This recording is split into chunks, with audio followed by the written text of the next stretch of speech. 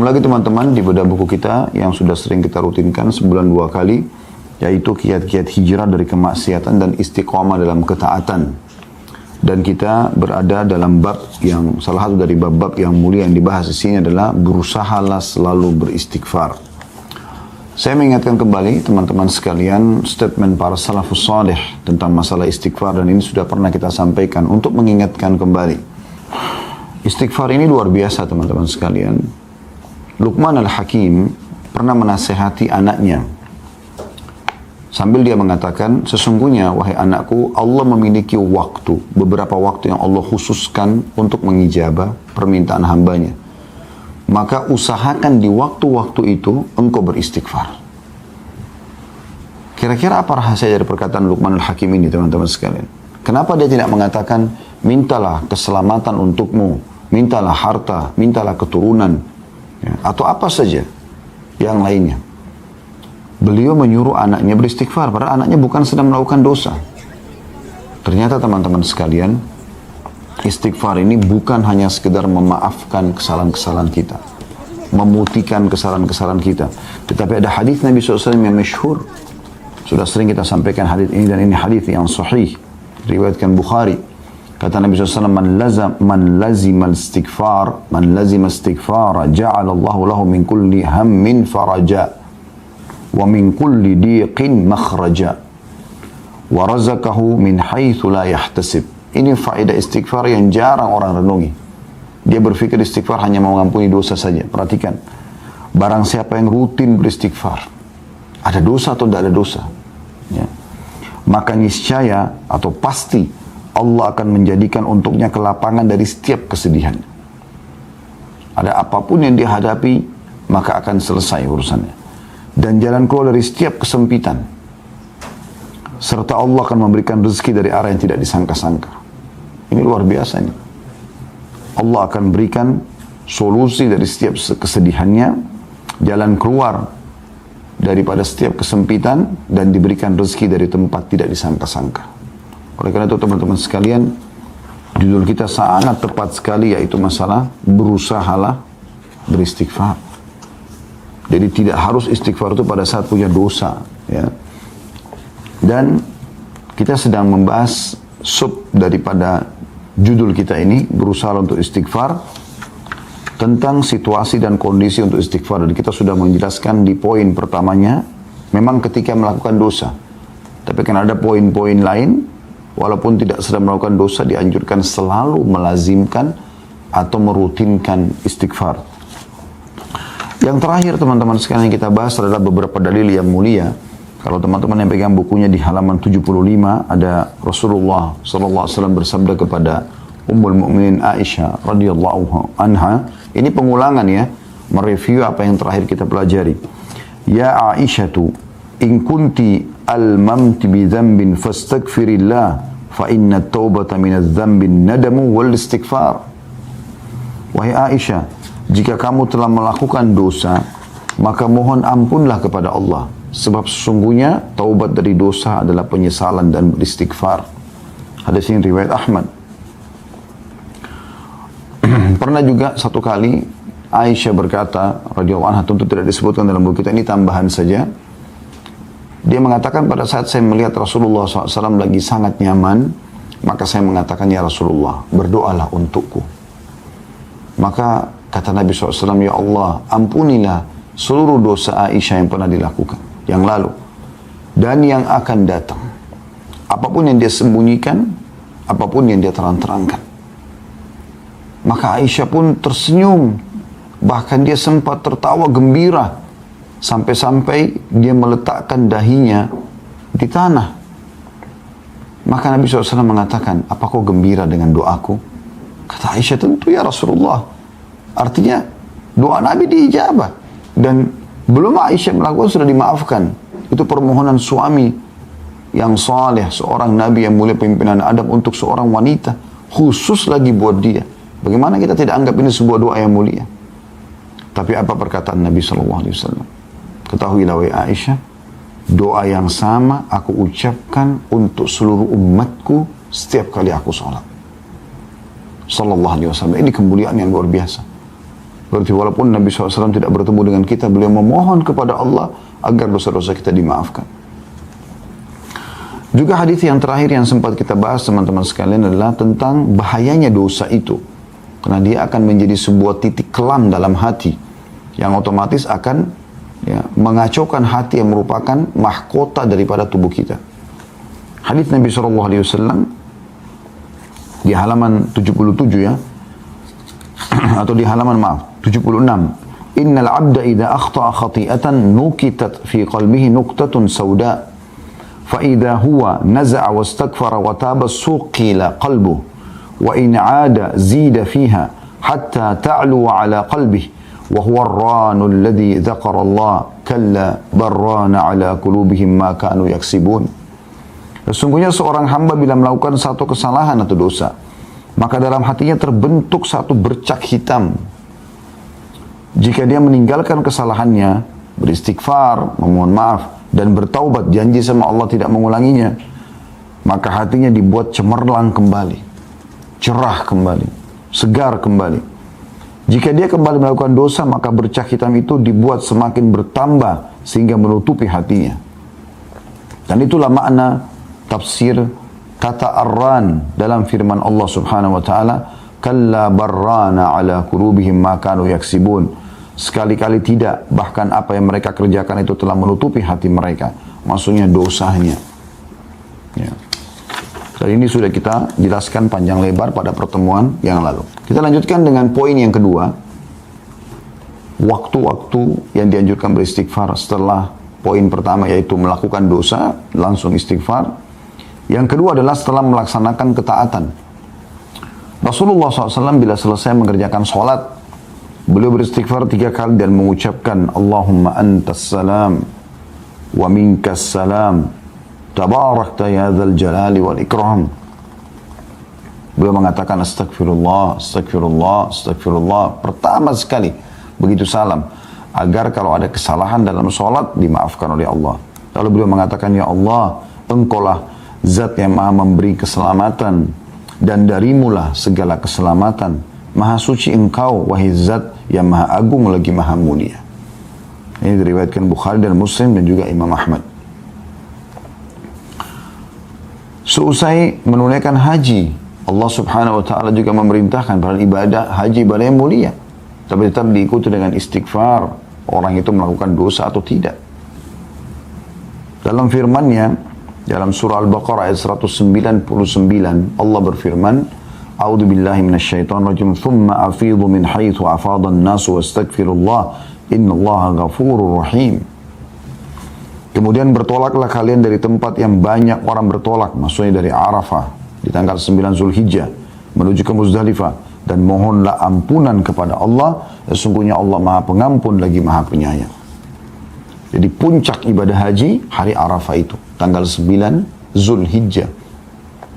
Dan justru pada saat itu Allah Subhanahu wa taala menyuruh istighfar. Saya juga pernah ingatkan ya, bagaimana Nabi Adam alaihissalam, bagaimana Nabi Yunus alaihissalam pada saat mereka melakukan pelanggaran yang sudah Allah gambarkan. Nabi Adam memakan dari pohon buah yang dilarang, kemudian Nabi Yunus meninggalkan kaumnya sebelum diizinkan, walaupun niatnya baik ingin mencari lokasi dakwah baru, tapi belum ada perintah dari Allah. Maka mereka bukan minta kepada Allah, bukan Nabi Adam minta agar dikembalikan ke surga, dikembalikan fasilitasnya, bukan juga Nabi Yunus minta dikembalikan kepada kaumnya. Keduanya langsung mengucapkan permohonan maaf kepada Allah. Nabi Adam AS mengatakan, Rabbana zalamna anfusana, ya Allah, kami telah menzalimi diri kami dengan pelanggaran ini. Wa in lam taghfir lana wa tarhamna lanakunanna minal khasirin. Kalau kau tidak maafkan kami, memaafkan kami, ya. Wa in lam taghfir lana wa tarhamna, dan kau kasihani kami, lanakunanna minal khasirin, kami pasti akan termasuk menjadi orang-orang yang rugi. Kemudian Nabi Yunus AS mengatakan apa? La ilaha illa anta subhanaka inni kuntu minadh dhalimin. Tidak ada Tuhan yang berhak disembah, tidak ada tempat saya bergantung, ya Allah, sesungguhnya aku termasuk orang-orang yang zalim. Tapi aku mengakui kesalahanku. Seusai wudu disyariatkan juga membaca subhanakallahumma wa bihamdika Asyhadu an la ilaha illa anta astaghfiruka wa atubu ilaik. Maha suci engkau ya Allah dan segala puji bagimu. Aku bersaksi tiada Tuhan yang berhak disembah kecuali engkau. Aku beristighfar dan bertaubat kepadamu. Ini mirip dengan doa kafaratul majlis ya. Pada saat dari majlis juga begitu. Intinya disuruh memohon ampun. Begitu juga seusai melaksanakan qiyamul lail, solat yang mulia. Dianjurkan Allah menyifati hamba-hambanya yang suka solat malam ini. Semoga Allah jadikan kita mereka. Dengan firman-Nya dalam surah Al-Imran ayat 17. A'udzu billahi minasyaitonir rajim wal mustaghfirina bil ashar. Dan orang-orang yang setelah mereka sholat malam, mereka suka memohon ampun pada waktu sahur atau sebelum fajar. Saya ingatkan kembali, istighfar bukan hanya diucapkan kalau dosa sedang terjadi. Ini penting. Saya sudah bacakan tadi hadis yang sahih. Man lazimal istighfar, ja'alallahu lahu min kulli hammin faraja. Siapa yang selalu rutin melakukan istighfar, Allah akan berikan, ya, kalau kita bahasakan, kegembiraan setelah kesedihan. Wa min kulli dhiqin makhraja, dan dari setiap kesempitan jalan keluar. Wa razaqahu Allah min haitsu lam yahtasib, dan Allah akan berikan dia rezeki dari tempat dia tidak sangka-sangka. Jadi istighfar mendatangkan rezeki, istighfar memberikan kegembiraan pada saat kita sedang sedih, istighfar akan memberikan solusi dari permasalahan yang sedang kita hadapi. Ada seorang diceritakan di Pakistan, ya, ini kisah dinukil oleh Syekh Hasan bin Ahmad bin Hasan, ya. Kebetulan beliau tulis buku tentang keajaiban sedekah dan istighfar. Di kisah beliau terakhir di buku itu saya sempat baca. Dia cerita tentang ada seorang di Pakistan terjadi gempa dan dia menceritakan kisahnya. Pada saat dia sedang selesai sholat, kemudian dia ingin rebahan di malam hari, tiba-tiba terjadi gempa. Dan itu hitungan menit saja. Bahkan tiba-tiba dinding-dinding rumah retak, atap-atap mulai rubuh. Dan orang ini mengatakan, saya tidak tahu harus berbuat apa lagi. Tapi akhirnya lisannya diilhamkan oleh Allah untuk mengatakan istighfar. Astagfirullah, astagfirullah. Sudah pasrah saja. Karena nggak mungkin lari. Lagi berubuh, lagi runtuh bangunan tersebut. Maka setelah selesai gempa itu dalam hitungan menit, subhanallah, rumah semua runtuh, kecuali atap yang dia ada di bawahnya. Hanya itu yang bertahan dengan sedikit tembok yang menahannya. Kemudian dia bilang dia bisa keluar dari permasalahan itu. Beliau juga mengangkat kisah ada seseorang yang sudah lama menikah, tidak punya keturunan. Lalu dia komitmen dengan istrinya, sekarang kita perbanyak istighfar. Bukan istighfar saja, perbanyak istighfar dengan kehadiran hati, lalu mohon kepada Allah Subhanahu wa Ta'ala. Setelah mereka komitmen, dan keajaiban terjadi setelah 10 tahun atau sekian tahun menikah tidak punya anak, hamil, punya anak. Lalu begitu selesai masa nifas, suaminya mengatakan, saya mengingatkan, kebetulan dia berikan nama anak pertama Yusuf, maka dia berjulukan Abu Yusuf sekarang karena sudah punya anak. Istrinya Ummu Yusuf, dia mengatakan, saya ingat kalau Ummu Yusuf, kita sudah lama nggak punya anak. Bagaimana kalau kita praktekkan lagi istighfar ini dengan kehadiran hati, dengan serius, perbanyak, supaya kita diberikan anak yang kedua. Dan betul setelah masa nifas itu hanya beberapa hari, terhitung sudah hamil lagi. Terus saja begitu sampai mereka punya beberapa orang anak. Sampai waktu sudah punya anak sekian banyak, ya, sempat Ummu Yusuf mengatakan, kita berhentikan dulu amalan ini. Bukan berhentikan istighfarnya, maksudnya istighfar khusus untuk minta keturunan. Biarkan anak-anak kita besar dulu. Setelah mereka besar sedikit, kemudian dia pun ya, memohon lagi kepada Allah dan hamil lagi istri. Selama itu bukan bentrok dengan sunnatullah, peraturan yang Allah buat teman-teman sekalian, seperti misalnya Anda istighfar minta supaya malam hilang, itu nggak mungkin terjadi karena itu sunnatullah, peraturan Allah yang tidak mungkin berubah. Atau Anda memohon istighfar kepada Allah agar jenis kelamin laki-laki kalau Anda perempuan hilang, nggak mungkin, sudah sunnatullah, nggak mungkin. Atau hilang, tidak ada kematian, nggak mungkin. Gitu kan? Selama bukan bentrok sama sunnatullah, maka tidak ada yang mustahil bagi sang pencipta Allah. Berita gembira bagi Anda yang belum punya keturunan, yang belum punya pasangan, yang terlilit utang, yang selalu merasa kesedihan, ya, yang masih kena sihir dan belum sembuh, yang semuanya istighfar. Tapi istighfar yang benar-benar tutup mata Anda, renungi, ya. tulus ikhlaskan niat astaghfirullahaladzim alladzi la ilaha illa huwal hayyul qayyum wa atubu ilaih. Saya pribadi teman-teman pernah duduk di Madinah pada saat kami mau ujian. Itu saya duduk sambil coba baca pelajaran, belum faham-faham teman-teman. Kemudian saya tiba-tiba mengingat dulu ada satu dosen tingkat 2 kuliah di dakwah waktu itu. Kemudian dia mengatakan atau kita pelajari hadis termasuk dengan sanad-sanadnya, yang siapa yang membaca astaghfirullahaladzim alladzi la ilaha illa huwal hayyul qayyum wa atubu ilaih, ada sifat Allah al-hayyul qayyum yang maha hidup dan terus menerus mengurus makhluknya, maka akan diampuni dosanya walaupun sebanyak buih di lautan. Subhanallah, saya berapa kali baca gak faham-faham dan tidak konsentrasi, pecah konsentrasi. Sebentar berdiri ngambil air zam-zam, sebentar kembali lagi, sebentar tersibukkan dengan mengkonsumsi ada cemilan yang saya bawa. Sebentar saya sempat menghayal sejenak, ini kok nggak fokus ya. Maka saya coba baca istighfar ini teman-teman. Sekali saya baca, dengan saya niat renungi, belum terasa apa-apa. Tapi begitu saya ulangin 5, 6, 7 kali, tapi terus dengan tenang, dengan konsentrasi, beda sekali subhanallah. Saya merasa seperti ada semangat baru yang membuat akhirnya saya lebih semangat dan muncul tiba-tiba. Setelah itu saya baca, alhamdulillah saya faham pelajaran tersebut dan nilainya masya Allah tabarakallah besoknya luar biasa, memuaskan gitu. Jadi ini luar biasa teman-teman sekalian. Jadi memang istighfar itu bukan hanya sekedar memaafkan, bukan hanya sekedar pengakuan penyesalan, permohonan maaf kepada Allah pada saat kita berdosa, tapi memang untuk memberikan solusi dari setiap permasalahan kita. Bahkan Nabi SAW mengatakan tadi, memberikan rezeki dari tempat tidak disangka-sangka.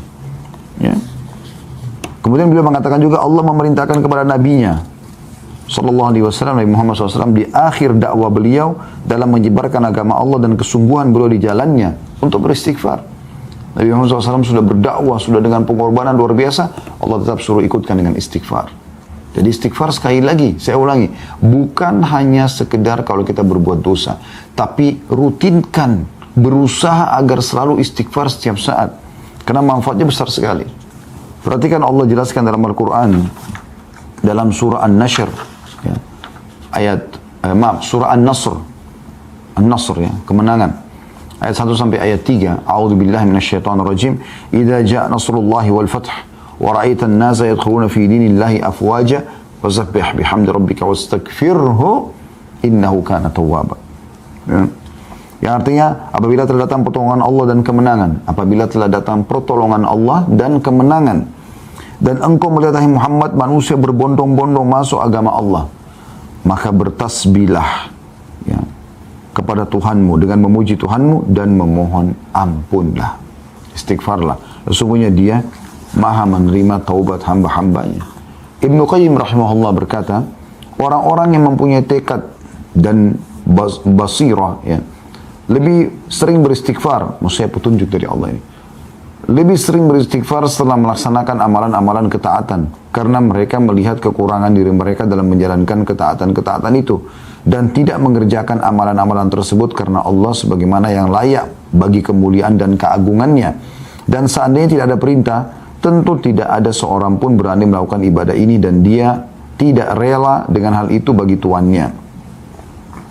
Ini maksudnya adalah perkataan Ibnu Qayyim rahimahullah, harusnya kita ini walaupun kita sudah merasa maksimal dalam mengerjakan ibadah. Contoh misalnya kita sholat wajib, kita sudah berusaha untuk khusyuk, menjaga gerakan, menjaga bacaan, tapi setelah salam yang pertama diucapkan istighfar. Tadi sudah kita sebutkan itu. Dan itu ajaran Nabi SAW. Berarti memang ada sesuatu dengan istighfar ini. Tadi sudah kita sebutkan, setelah haji, setelah sholat malam, ya, semua disuruh istighfar. Bahkan Nabi SAW, tadi dalam surah An-Nashr kita baca, surah An-Nasr maaf, ya, kadang-kadang lisan kita ya, salah dalam mengucapkan, bukan disengaja ya. Kalau Nashr itu menyebarkan, An-Nasr itu kemenangan, kayak ini An-Nasr, pakai shad. Maka dalam surah An-Nasr, Allah subhanahu wa ta'ala menekankan masalah itu.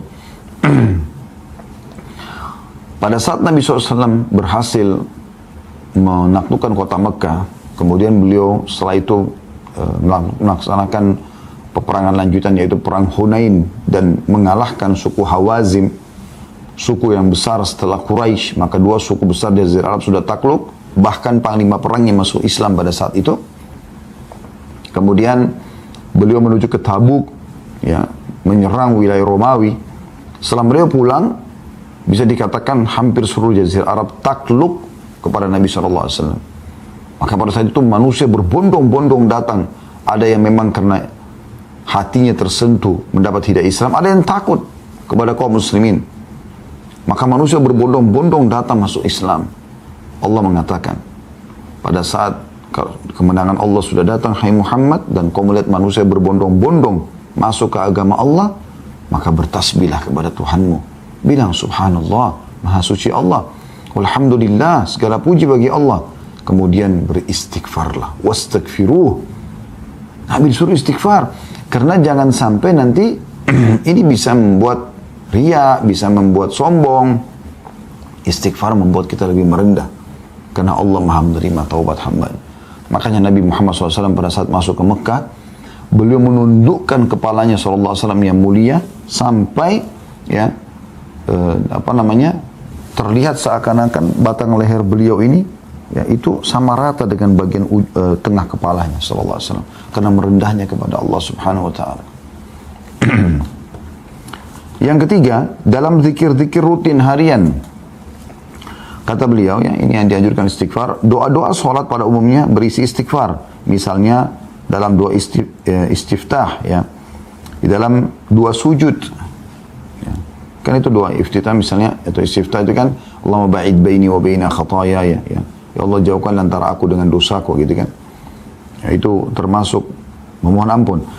Di antara dua sujud, Rabbighfirli warhamni, Rabbighfirli, ya Allah ampunilah aku, warhamni, kasihanilah aku, dan seterusnya. Dalam ruku dan sujud ada subhanakallahumma bihamdika Allahumma gfirli. Ini salah satu doa ruku yang sama juga dengan doa sujud. Maha suci engkau ya Allah, ampunilah dosa-dosaku, gitu kan. Ketika Abu Bakar radhiyallahu anhu memohon atau meminta kepada Nabi SAW agar mengajarinya doa yang akan dia ucapkan dalam sholat khusus, Abu Bakar minta doa khusus, ya Rasulullah, saya minta doa khusus dari Anda, saya baca dalam sholat saya. Lalu Nabi SAW memerintahkan membaca Allahumma inni zalamtu nafsi zulman kathiran wa la yakfiru dhunuba illa ant faghfirli min indika warhamni innaka antal ghafurur rahim. Ya Allah, sungguhnya aku telah banyak berbuat kezaliman, dosa maksudnya, kepada diriku, dan tidak ada yang mengampuni dosa-dosa selain engkau. Maka ampunilah aku dengan ampunan dari sisimu dan rahmatilah aku, sesungguhnya engkau maha pengampun lagi maha penyayang. Hadis riwayat Bukhari, Muslim, dan juga Ahmad. Artinya hadis ini hadis sahih.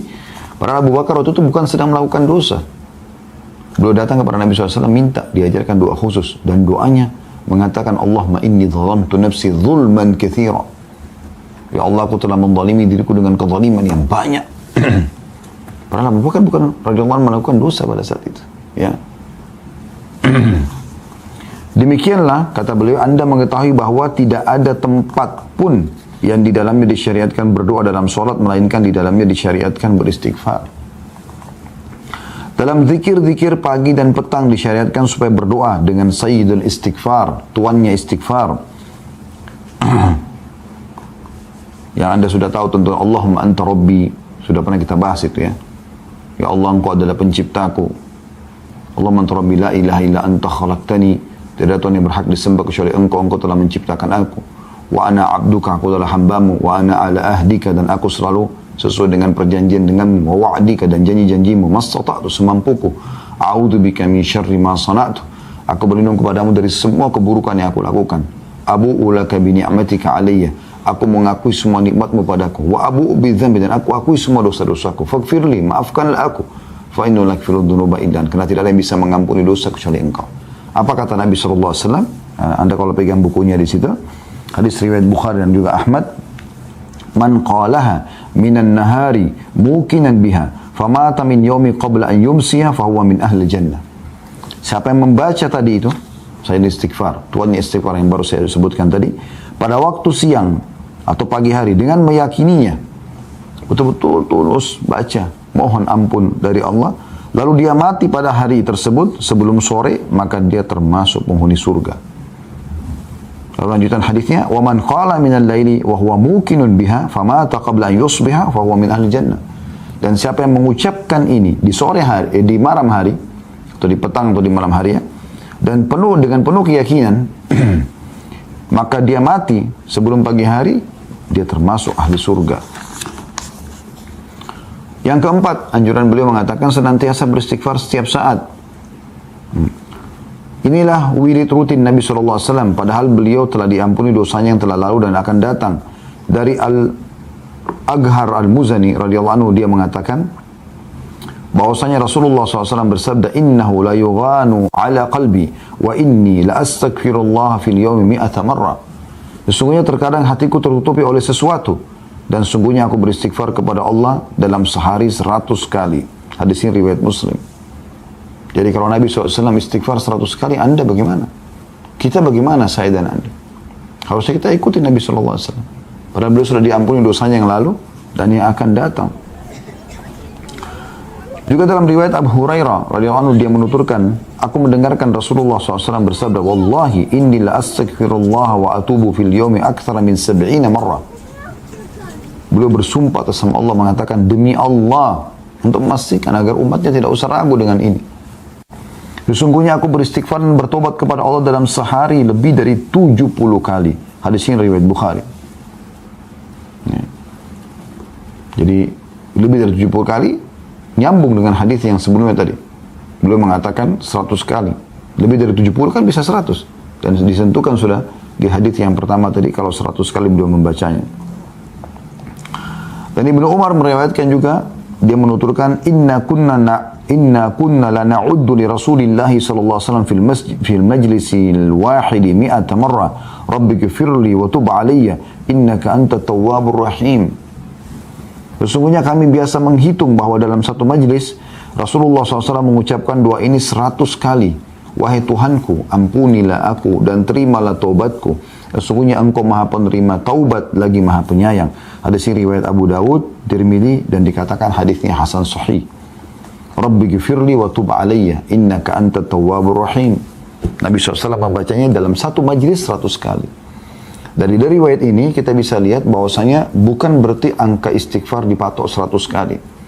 Tapi bisa bermakna bahwasanya Nabi SAW di setiap kali kesempatan membaca minimal 100 kali. Atau membaca 100 kali istighfar. Ya. Artinya dalam sehari bisa lebih daripada itu. Maka boleh orang seperti dulu kita berusaha selalu istighfar setiap saat. Pokoknya jangan diam teman-teman sekalian. Diam Anda itu zikrullah, berdoa, ya. Memuji Allah kah, bertakbir kah, bertahlil kah, beristighfar kah, terus. Dalam banyak doa yang diucapkan oleh Nabi SAW, beliau senantiasa memohon ampun kepada Allah. Seperti misalnya dari Aisyah radhiyallahu anha, beliau berkata, ma sallan Nabi SAW salatan ba'da an nazalat alaihi idza jaa nasrullah wal fathu illa yaqulu fiha subhanaka rabbana wa bihamdika Allahumma ighfirli. Tidaklah Nabi SAW melaksanakan solat setelah turunnya ayat surah An-Nasr tadi ya. Pada saat datang kemenangan Allah, idza jaa nasrullah wal fathu, kecuali beliau selalu membaca subhanaka rabbana wa bihamdika Allahumma ighfirli. Maha suci engkau wahai Tuhan kami dan segala puji bagimu ya Allah, ampunilah aku. Saya ulangi, maha suci engkau ya Allah, subhanaka rabbana, maha suci engkau wahai Tuhan kami, wa bihamdika, dan puji-pujian untukmu. Allahumma ighfirli, ya Allah ampunilah aku. Dari Nabi SAW selalu baca ini, Allahumma ighfirli, Allahumma ighfirli. Dari Abu Musa radhiyallahu anhu dari Nabi SAW bahwa beliau juga pernah berdoa dengan doa ini, Rabbighfirli khati'ati wa jahli, Rabbighfirli khati'ati wa jahli, wa israfi fi amri kulli, wa ma anta a'lamu bihi minni, Allahumma ighfirli khatayaya wa amdi wa jahli wa hazli, wa kulla dhalika indi, Allahumma ighfirli ma qaddamtu wa ma akhartu wa ma asrartu wa ma alantu, antal muqaddimu wa antal muakhiru wa anta ala kulli syai'in qadir. Ya Allah, ampunilah kesalahanku, ketidaktahuanku, berlebih-lebihanku dalam segala urusanku. Dan apa yang engkau lebih tahu mengenai hal itu daripada aku. Ya Allah, ampunilah kesalahanku, kesengajaanku, ketidaktahuanku, dan kelemahanku. Semua itu ada padaku. Ya Allah, ampunilah dosa-dosaku yang telah lalu dan akan datang. Apa yang aku lakukan secara sembunyi-sembunyi dan secara terang-terangan. Engkau lah yang maha mendahulukan dan engkau lah yang maha mengakhirkan. Dan engkau maha kuasa atas segala sesuatu. Hadis riwayat Bukhari dan Muslim. Dan Nabi SAW sering baca ini. Perhatikan teman-teman, lafadznya luar biasa. Ya, lafadznya luar biasa. Ya Allah, ampunilah kesalahanku dan ketidaktahuanku dan berlebih-lebihanku dalam semua urusan. Karena Nabi SAW tidak berlebihan. Tapi beliau merendah di hadapan sang pencipta Allah. Ini luar biasa. Dan apapun yang engkau ketahui, atau engkau lebih tahu daripada aku. Ya Allah, ampunilah kesalahanku, diulangi lagi. Kesengajaanku, ketidaktahuanku, dan kelemahanku. Semua itu ada padaku. Jadi beliau mengucapkan luar biasa. Ya Allah, ampunilah dosa-dosaku yang lalu dan akan datang. Perhatikan, memohon maaf bukan cuma yang lalu, yang akan datang pun kita minta. Serta yang aku lakukan sembunyi-sembunyi dan terang-terangan. Jadi ini permintaan yang luar biasa. Ya. Dari Ibnu Abbas juga radhiyallahu anhu bahwasanya Rasulullah SAW pernah berdoa, Allahumma laka aslamtu wa bika amantu wa alaika tawakkaltu wa ilaika anabtu wa bika khasamtu wa ilaika hakamtu faghfir li ma qaddamtu wa ma akhartu wa ma asrartu wa ma alantu antal muqaddim wa antal muakhir la ilaha illa ant. Ya Allah, kepadamu lah aku berserah diri. Allahumma laka aslamtu. Wa bika amantu, kepadamu lah aku beriman. Wa alaika tawakkaltu, kepadamu lah aku bertawakal, mengalihkan urusan pekerjaanku. Wa ilaika anabtu, dan kepadamu lah aku akan kembali. Wa bika khasamtu, dan dengan hujjamu aku berargumen. Kemudian dikatakan wa ilaika hakamtu, dan kepadamu lah aku meminta keputusan. Faghfir lima qaddamtu wa ma akhartu, maka ampunilah semua dosaku yang lalu dan yang kemudian. Ya, perhatikan selalu diikuti dengan yang akan datang. Ya. Wa ma asrartu wa ma alantu, dan apapun yang aku rahasiakan dan aku tampakkan. Antal muqaddim wa antal muakhir la ilaha illa anta. Karena kau zat yang mendahulukan dan mengakhirkan, tidak ada Tuhan yang berhak disembah kecuali engkau. Hadis ini riwayat Bukhari Muslim. Kata penulis, ya Allah, dosa apa gerangan yang dilakukan oleh jiwa yang suci tersebut? Maksudnya Nabi Muhammad SAW. Sampai begitu luar biasa memohon pemaafan kepada Allah. Kesalahan apakah yang disembunyikan dan dinyatakan? Karena Nabi SAW tidak ada yang tersembunyi. Apapun dari sikap beliau, perbuatan beliau kepada Allah Subhanahu wa Ta'ala. Yang terdahulu dan kemudian yang beliau lakukan. Apa yang Nabi lakukan? Dosa masa lalu dan dosa akan datang. Tidak ada sebab kehendakan. Tapi beliau ingin mendekankan kerendahannya kepada Allah Subhanahu wa Ta'ala. Kalau dia hamba, yang dia ingin menekankan pada umatnya, aku saja begini, bagaimana kalian? Kata penulis, jika Nabi SAW yang telah diampuni dosa-dosanya yang terdahulu dan yang kemudian, atau terkemudian, tinggi sebutan beliau dan tinggi derajat beliau, beristighfar kepada Allah dalam sehari 100 kali, bahkan dalam satu majlis 100 kali. Lalu bagaimana halnya dengan kita, orang-orang yang sering mencampur adukkan antara kebaikan dan keburukan, sering melakukan dosa dan tidak sempurna dalam melaksanakan kewajiban? Bagaimana bisa kita tidak istighfar kecuali hanya habis sholat, astagfirullah, astagfirullah, selesai. Bagaimana kita lalaikan istighfar 100 kali minimal dalam sehari? Nabi SAW kadang-kadang 100 kali dalam satu majlis. Rabbi ghifirli wa tub aliyya. Selalu beliau ulang-ulangi. Ya. Jadi surah An-Nasr pada saat turun, Subhanaka Rabbina, ya, Subhanaka Allahumma wa bihamdika, ya, Allahumma ghfirli.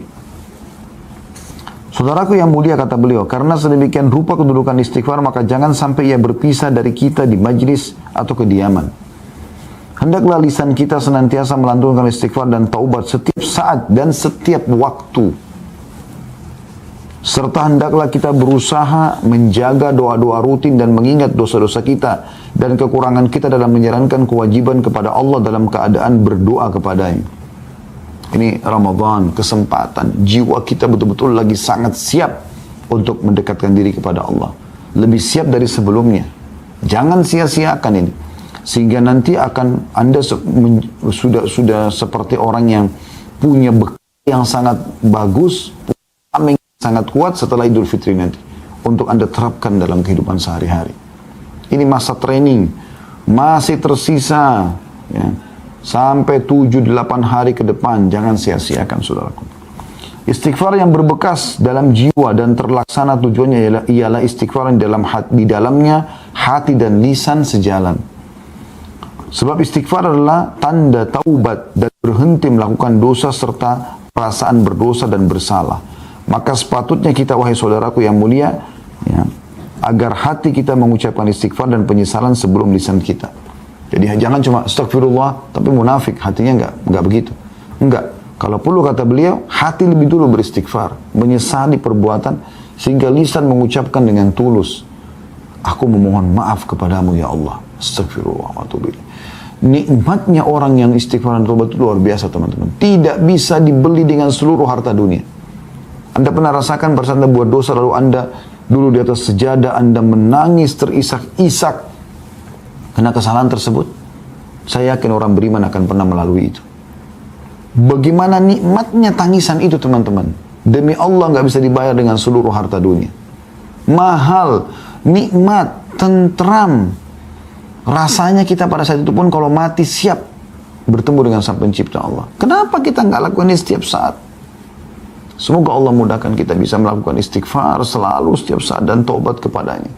Sehingga selalu saja kita mendapatkan di buku amal kita, selalu ada istighfar. Ingat para salaf saleh mengatakan tidak ada sesuatu yang lebih dicintai oleh seseorang nanti yang menemani di kuburan dibandingkan istighfarnya. Sebagian mereka mengatakan kalau sungguh bahagia orang yang di buku amalnya setiap 2 baris dia temukan istighfar. Sehingga kalau ada kesalahan dimaafkan, ada kesalahan dimaafkan. Itu luar biasa. Kata beliau, istighfar wahai saudaraku yang mulia ada Allah Maha Suci dan Maha Tinggi. Disebutkan dari Ali radhiyallahu anhu bahwasanya Rasulullah SAW bersabda, Inna rabbaka ya'jabu min abdihi idha qala rabbi gfirli dhunubi wa huwa ya'lamu annahu la yakfiru dhunuba ghairi. Sesungguhnya Tuhanmu kagum kepada hambanya. Allah kagum kepada siapa? Apabila seseorang mengucapkan, wahai Tuhanku, ampunilah dosa-dosaku. Sedangkan dia mengetahui bahwa tidak ada yang dapat mengampuni dosa melainkan aku, kata Allah. Hadis riwayat Abu Daud, Tirmidzi, dan dikatakan hadisnya hasan sahih. Allah kagum kepada kita. Siapa kita ini mau dikagumi oleh Allah? Kalau kita dikagumi oleh seseorang saja sosok mungkin yang juga punya nama, kita sudah sangat bangga luar biasa. Kalau nama Anda disebutkan di medsos oleh seseorang, Anda pasti bangga. Apalagi orang itu kalau terkenal. Bagaimana dengan Sang Pencipta Allah kagum?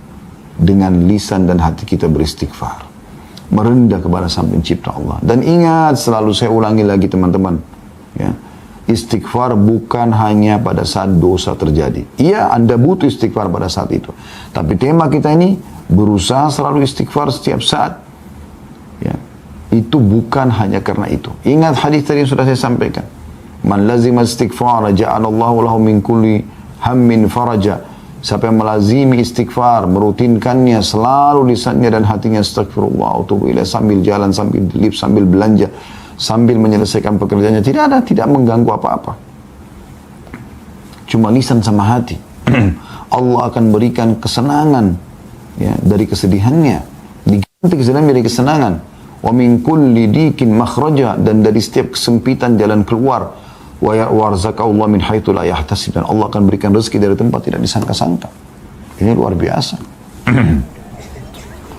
Kemudian beliau tutup dengan hadis yang lain, adalah diriwayatkan oleh Hakim dari hadis Ali radhiyallahu anhu, innallaha ta'ala la ya'jabu minal 'abdi idza qala la ilaha illa anta inni qad zalamtu nafsi faghfir li dhunubi innahu la yaghfiru dhunuba illa ant.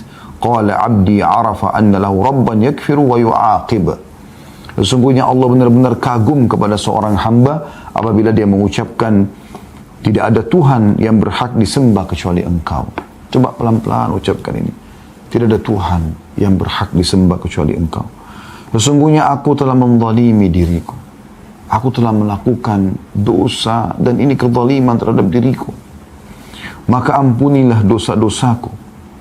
Bersihkan semua itu ya Allah. Sesungguhnya tidak ada yang dapat mengampuni dosa-dosa kecuali Engkau. Maka Allah berfirman, hamba-Ku mengakui bahwa dia mempunyai Tuhan yang akan dapat mengampuni dan menghukumnya. Hadis riwayat Al-Hakim. Dalam riwayat lain yang sudah kita bacakan ya, hadisnya Anda masih ingat sebagai penutup adalah ada sempat di halaman 77 ya, dari Abu Hurairah radhiyallahu anhu. Saya ingin teman-teman kita tutup dengan hadis ini. Diriwayatkan dari dalam Sahihain, riwayat Bukhari Muslim, bahwasanya Nabi SAW bersabda, Inna abdan asaba dhanban faqal Rabbi adnabtu faghfirli faqala rabbuhu alima abdi anna lahu rabban yakfiru dhanba wa ya'khudhu bihi ghafartu li abdi. Sesungguhnya seorang hamba melakukan dosa, maka dia berkata, wahai Tuhanku, aku telah melakukan satu dosa, ampunilah aku. Maka Tuhannya berfirman, Allah langsung merespon pada saat itu, hambaku tahu bahwa dia mempunyai Tuhan yang mengampuni dosa dan menghukum karenanya. Aku telah mengampuni hambaku ini. Karena dia tulus, dia ikhlas mau kembali kepada Allah. Thumma makatha ma sya'allahu thumma asaba dzamban. Kemudian orang itu pun tinggal selama yang Allah kehendaki, maksudnya melalui umurnya. Kemudian dia beberapa waktu setelah itu melakukan dosa lagi. Faqala, ya, thumma makatha, kemudian dia tinggal, Masya Allah, sesuai yang Allah tentukan waktu untuk dia. Thumma asaba dhamman, kemudian dia berbuat dosa lagi. Faqala alima abdi anna lahu rabban yakfiru dhamma wa ya'khudhu bihi ghafartu li abdi. Kemudian dia ulangi lagi kalimatnya tadi, dia memohon ampun kepada Tuhan, dan Allah mengatakan, hambaku mengetahui bahwasanya dia punya Tuhan yang mengampuni dosa dan memaafkan, maka aku telah ampuni hambaku ini. Kemudian dia terjerumus lagi dalam dosa. Thumma asaba dhanban faqala rabbi aznabtu akhar faghfirli. Ya Allah, aku buat dosa lagi, nyesal lagi, ampunilah aku. Qala alima abdi anna lahu rabban yakfiru dhanba wa ya'khudhu bihi. Hamba ini tahu kalau dia punya Tuhan yang bisa memaafkan dan akan membebaskannya. Qad ghafartu li abdi faly'amal ma syaa. Maka aku telah ampuni hambaku, maka dia boleh berbuat sekarang. Maksudnya silakan dia sekarang lakukan ketaatan, ya, karena memang aku sudah maafkan kesalahannya itu. Jadi subhanallah, dalam hadis yang lain juga, mohon maaf tadi saya katakan penutupan, tapi saya terlintas hadis ini juga mulia. Ya, kata Nabi SAW, beristighfar kepada Tuhan kalian, karena Tuhan kalian tidak akan pernah bosan sampai kalian bosan. Jangan pernah merasa dosa itu tidak dimaafkan. Selama Anda masih hidup, istighfar, bertobat, kesempatan emas.